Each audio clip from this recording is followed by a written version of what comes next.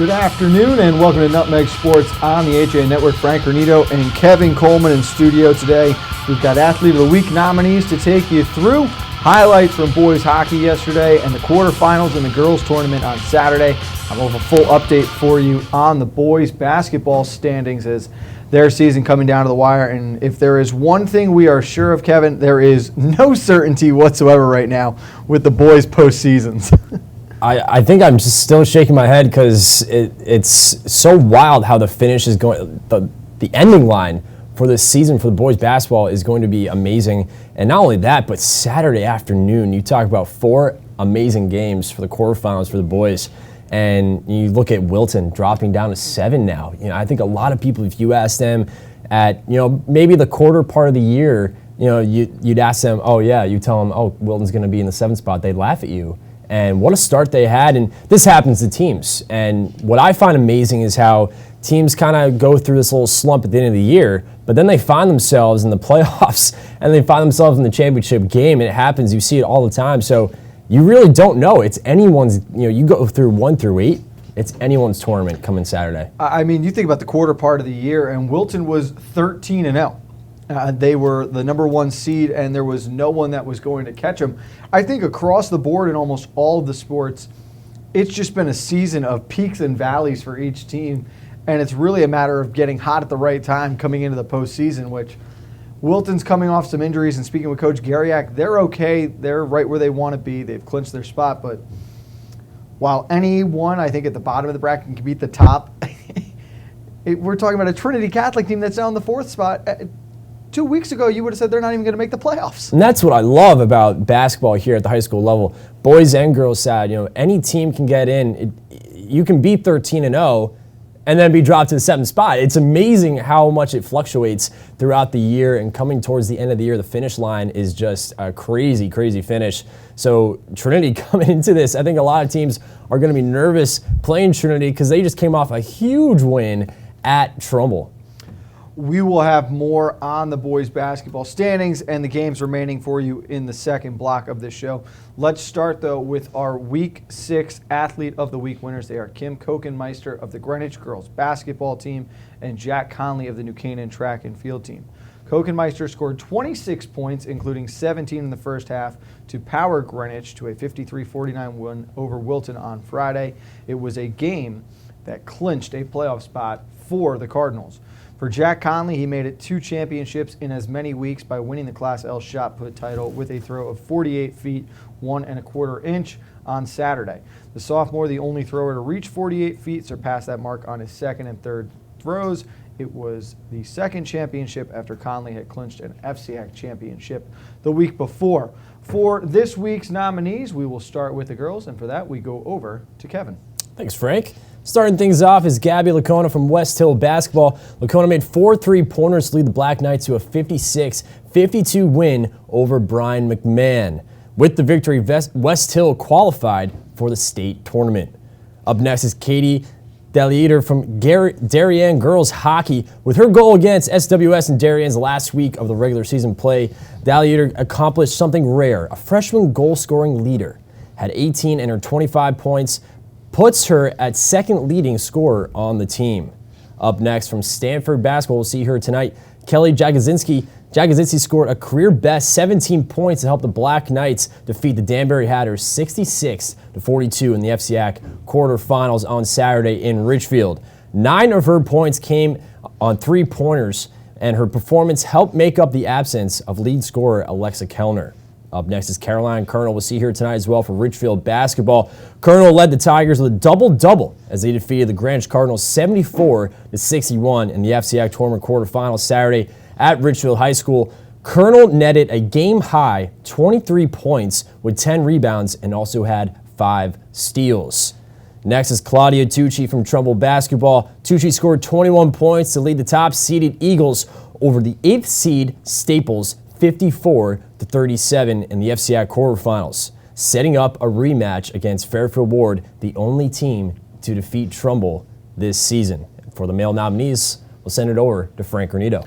Thank you, Kevin. Our first nominee from the Danbury wrestling team is Jacob Camacho, who won four consecutive pinfall victories to capture the 120-pound championship at the Class XL CIC State Championship. Camacho, 30-1 on the season, won all of his matches in the first period, including a victory at 151 against the number 2 seed Chandler Dunham of Shelton. The Hatters went on to repeat as the Class XL champions by more than 80 points. Saphir Scott of the Greenwich boys track and field team was a double winner at the Class XL championships. He finished with a high jump of 6 foot 2 inches and won the long jump at 21 5 3/4. Dutrail Contavio of the Trinity Catholic basketball team had a huge week for the Crusaders, scoring 28 points and grabbing 15 boards when Trinity topped Bassick 90-85. He also had a performance last week against Trumbull, scoring a game-high 24 points in the upset of the number 1 Eagles. Alex Preston from Darien basketball finished with 30 points, 12 rebounds, and 9 blocked shots in Darien's 59-42 win over West Hill. Preston scored his 1,000th career point in the victory, and it also clinched a spot for the now number 2 seed Darien Blue Wave.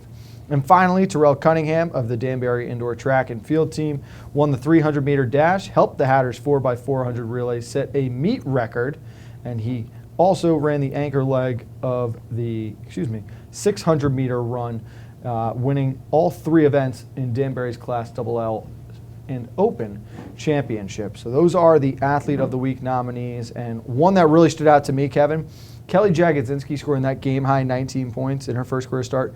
Did all of that in the first 3 quarters. She did not play in the fourth quarter in that game. And you know what? We talked about it yesterday before the hockey game. You know, X factors for these semifinal games. She's definitely one of them. And to come up with a big performance like that with Kellner not playing with the flu, and you know that's another thing we also will look into as well. Is she going to be healthy enough to play a full game tonight at her level? Especially we know how great of a talent she is coming off a flu. And Jagodzinski, again, just playing lights out. You talked about that first quarter. I'm still blown away with what I saw. Ridiculous from the Black Knights that day. We'll have more on the girls' basketball later on in the show. Let's talk about boys' hockey right now. We were live at Dorothy Hamill skating rink yesterday. Greenwich with a 3-1 win over Darien. And this win clinches a playoff spot for the Cardinals. Leaves Darien sitting in a tie for 6th place with it is Fairfield. West Hill Stanford is still able to catch them. They'll play against Greenwich this afternoon. Kevin Wright, Matt Bogger, and Trevor Disbennett were the goal scorers for the Cardinals.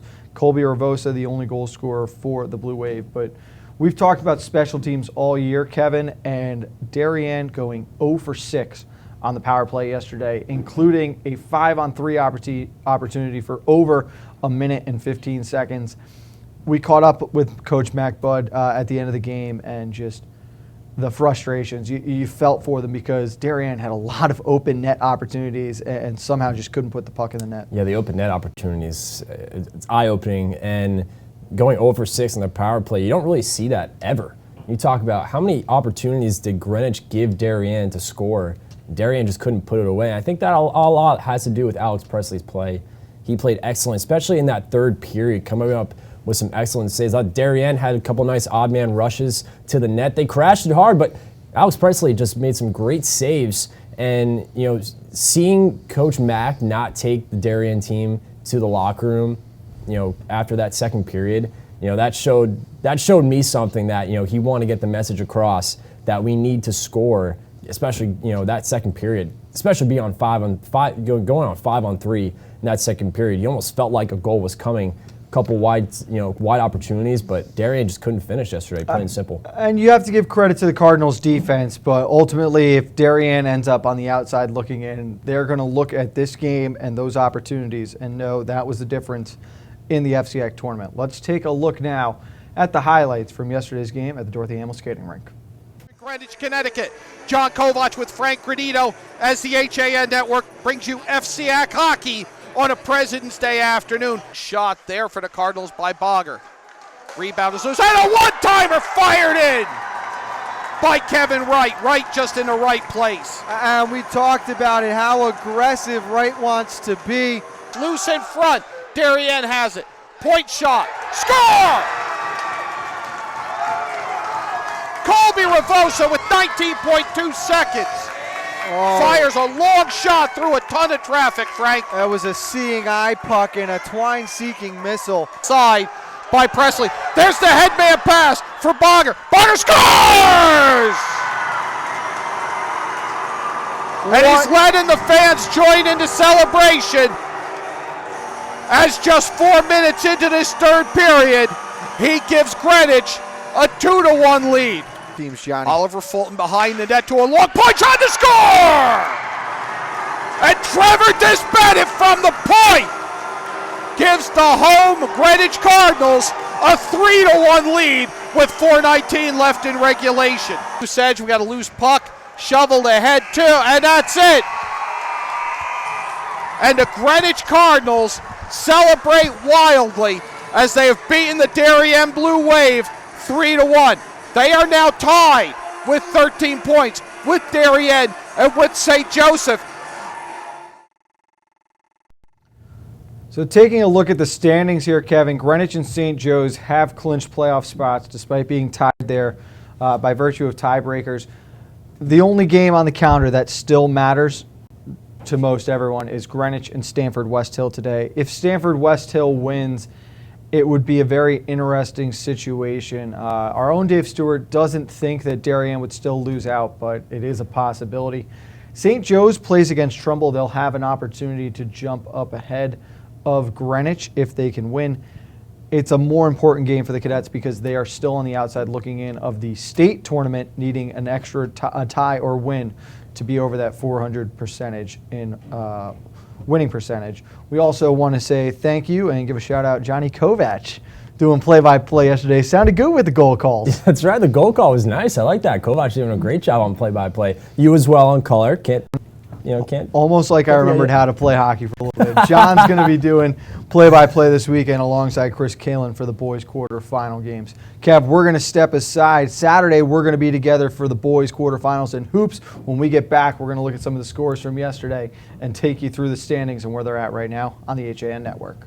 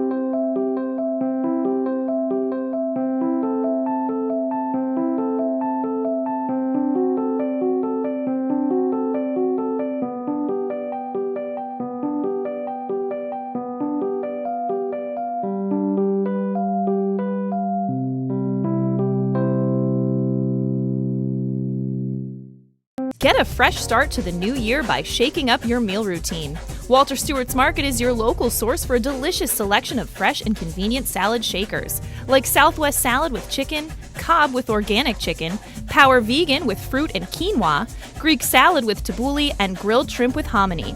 Grab one from our salad case or order from our deli today. Walter Stewart's Market, 229 Elm Street, New Canaan, or shop online at stewartsmarket.com.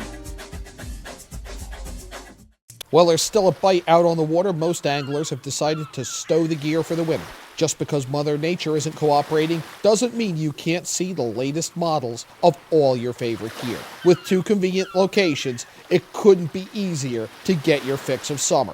Boater, beach bum, fisherman, or simply love the New England coast, this is a unique place to shop. The Dock Shop, 51 Tokenique Road, Darien, 609 Riverside Avenue, Westport, or on the web, dockshop.com. Whether you're looking for the freshest seafood, the perfect steak, or want to share delicious appetizers, look no further than the Stone's Throw in Seymour. Chef Peter Hom has more than 30 years of experience creating original recipes in his American eclectic style. Our dishes are made from scratch with fresh, local ingredients that pair perfectly with a seasonal craft beer, a signature cocktail, or your favorite wine. When you visit our Riverside location, you'll feel like you're on vacation when you're only a stone's throw from home. Visit us on Roosevelt Drive in Seymour or at stonesthrowct.com. If you're watching this broadcast, you're not alone. The HAN network is available for 200,000 Connecticut cable customers on the Frontier network, and we've also reached more than 2 million viewers on our free live streaming sports, news, and entertainment broadcasts. To reach our rapidly growing audience, contact Advertising Director Jessica Murrin at 203-273-7312 or email jessica@han.network. Back on the HAN Network, this is Nutmeg Sports, Frank Granito and Kevin Coleman. And Kevin, I'm going to start right now by showing you the basketball standings for the boys from last week. This was Wednesday morning before we did that Trinity Trumbull game. Let's take a look where everyone's standing here. It's what the season had been like for the majority of the regular season. All right, this is what the playoff picture was. We're thinking, okay, maybe Trinity can pull an upset over Trumbull and really put themselves in a good position. You had Greenwich and Staples lurking right behind there. 3 teams had qualified for a playoff spot. Let's fast forward 6 days here, and as of this morning, here are what the standings currently look like. Amazing. It's eye-opening, really. That's the only thing I can think of. I mean, look at Wilton fluxing down all the way to 7. Amazing. And Frank, we look at it from 1 to 8. These are some really strong teams from 1 to 8. And the only reason McMahon clinched last night was because Staples lost to Ludlow. Had Staples beaten Ludlow, they are still potentially playing to get in, with McMahon possibly falling out. I think McMahon is a scary team who could knock a couple teams off. If Eric Day gets hot along with Pierre St. Louis, that's a scary backcourt to have to deal with. Wilton getting healthy again from that 7 spot. I think against Darien too, that'd be a great matchup for the Warriors for where they've come from now and fallen to. 3-6, I mean, you got to be talking about Ward and Ridgefield. That's an intriguing matchup. I don't know how, but Ward continuing to win now, minus the Brancatos. They've just figured out all of this depth that wasn't there for the first half of the season. And how about Trinity Catholic?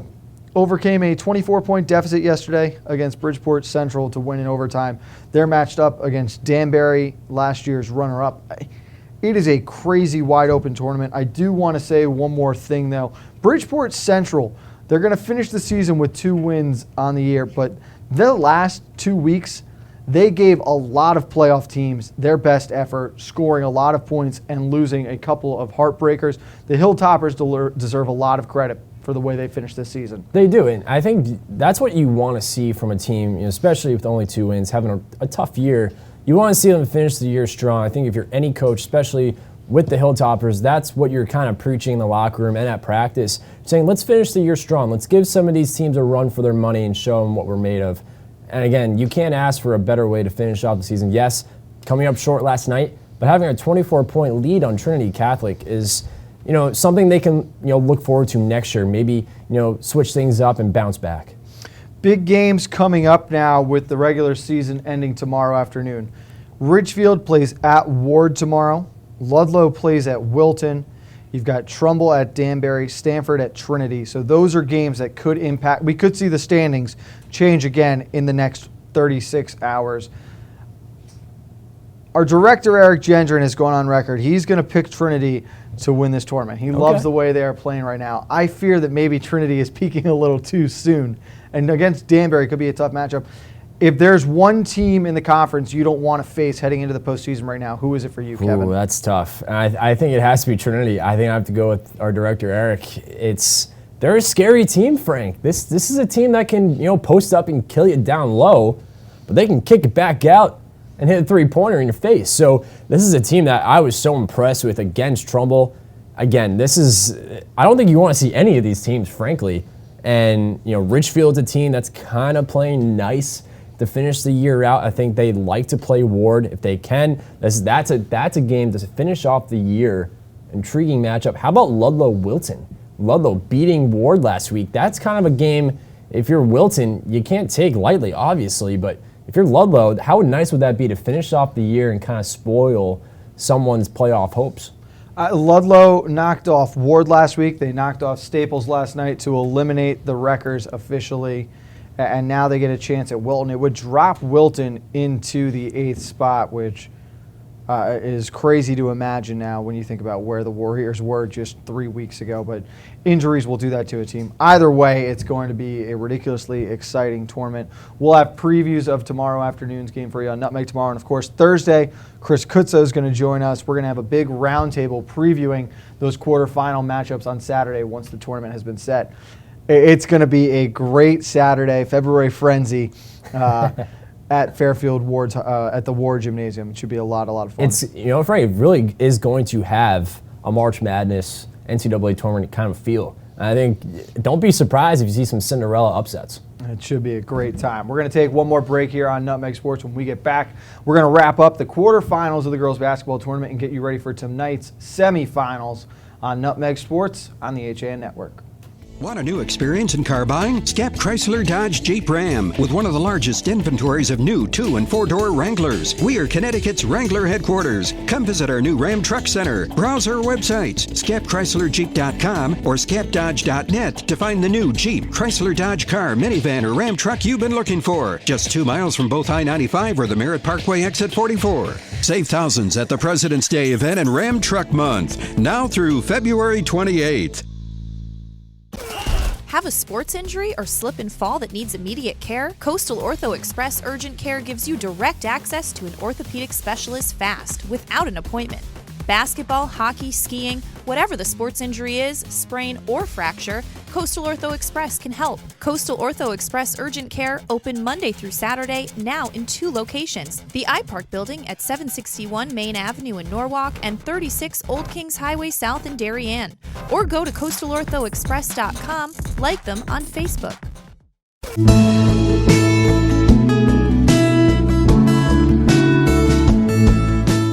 At the Milford Bank, we offer an extensive selection of lending products and services to meet virtually any need. Submit your application online in our Mortgage Web Center. Start to finish, you can apply for a loan in as little as 10 minutes. Our knowledgeable and helpful staff are available to meet with you at your convenience. To learn more about what we can do for you, stop by one of our Milford Bank offices or visit us at milfordbank.com. The Milford Bank, always there. Member FDIC, Equal Housing Lender.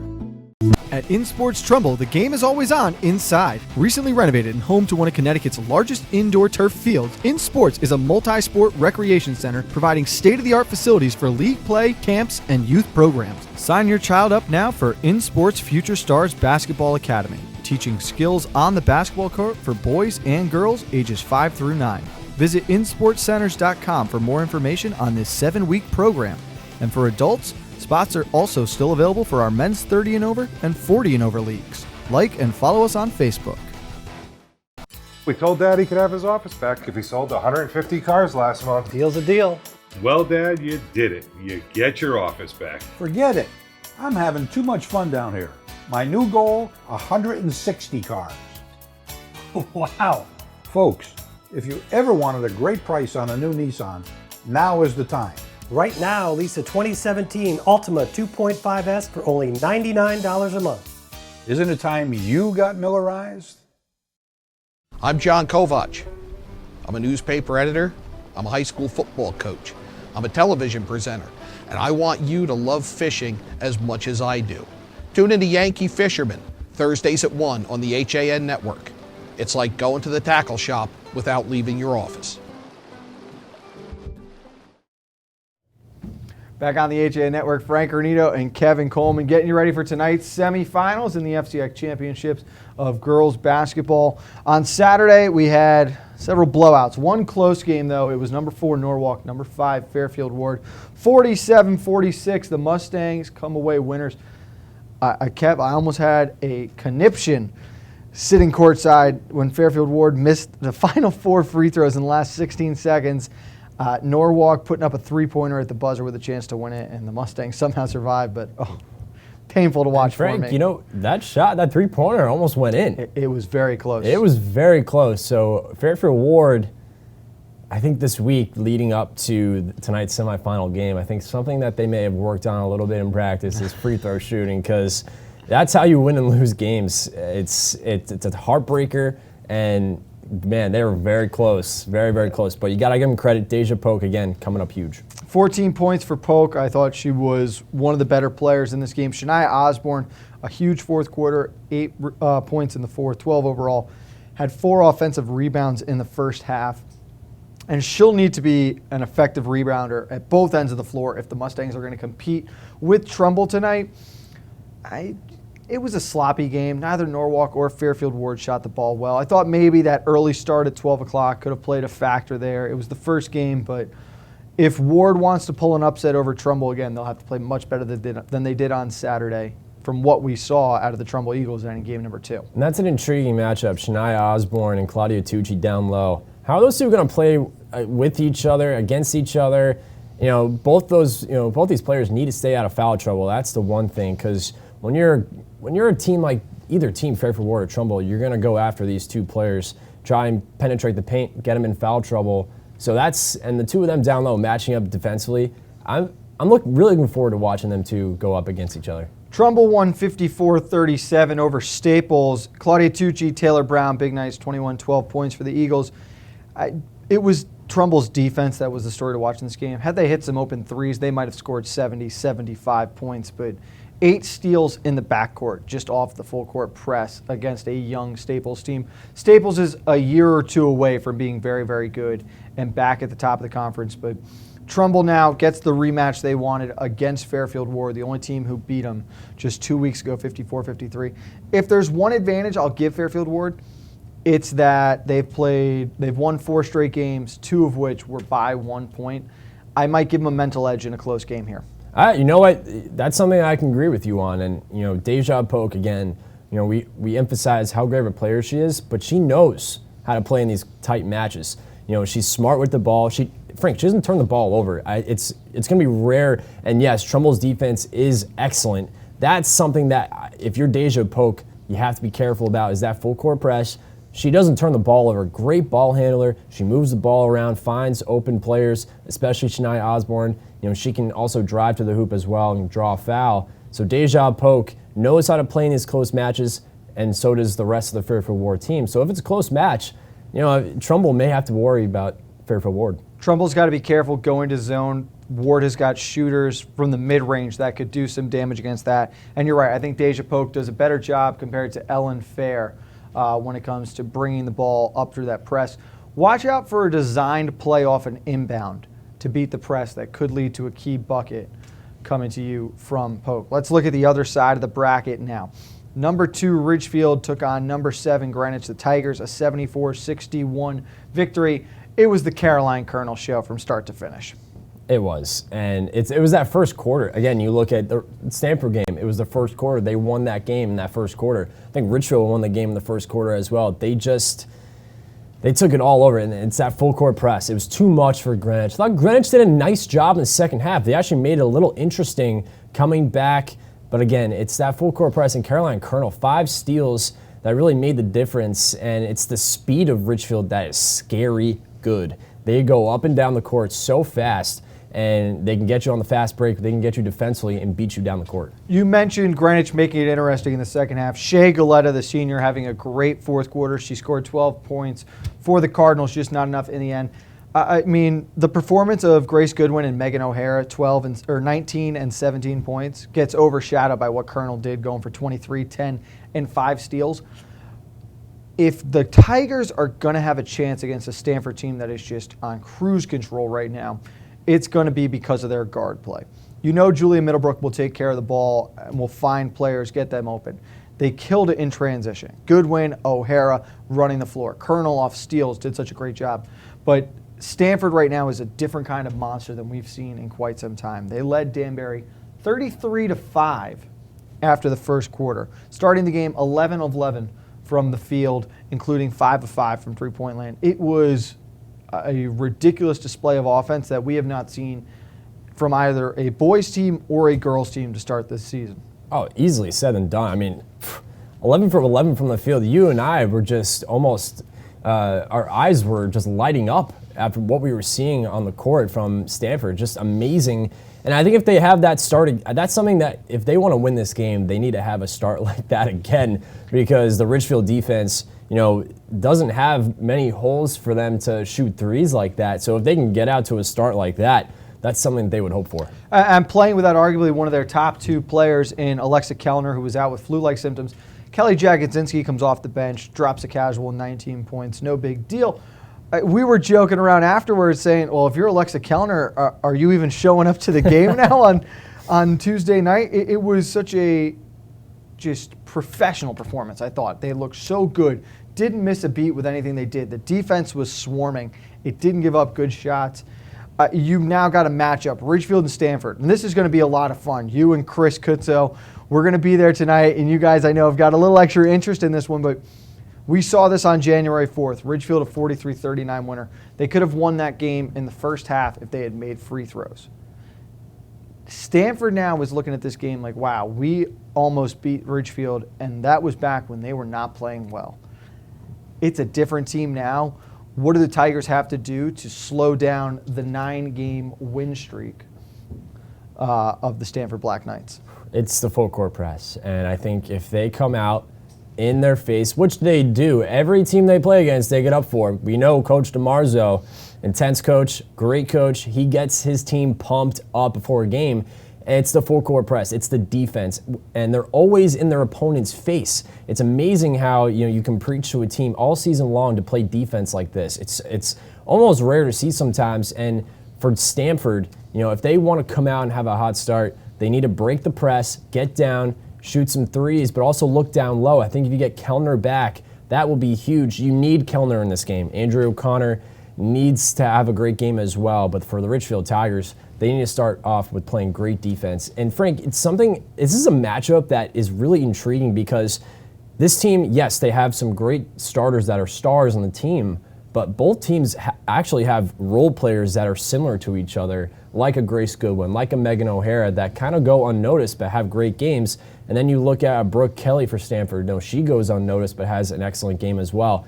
That's why this is a really fun matchup. Not to take anything away from the Fairfield Warwick-Trumbull matchup, that too is a great game. But this Stanford-Ridgefield game is an intriguing matchup. It was an exciting Saturday, but it gets overshadowed by the fact that you had 3 blowouts in that tournament.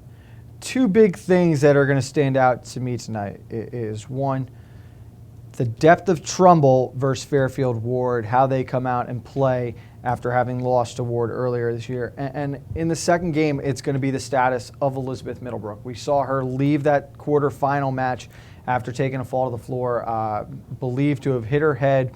Does not have a concussion as far as we know, but they sat her out for the rest of the game, precautionary measures.